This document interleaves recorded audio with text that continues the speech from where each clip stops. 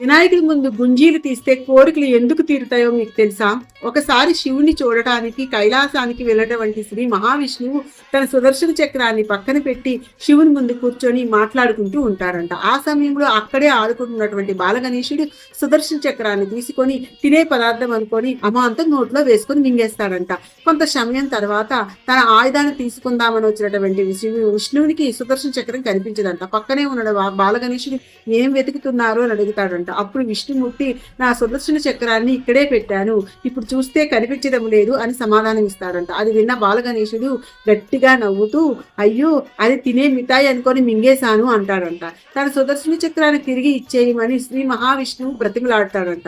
కానీ గణపతి మాత్రం నేను ఇవ్వను అని అలరి చేస్తాడంట.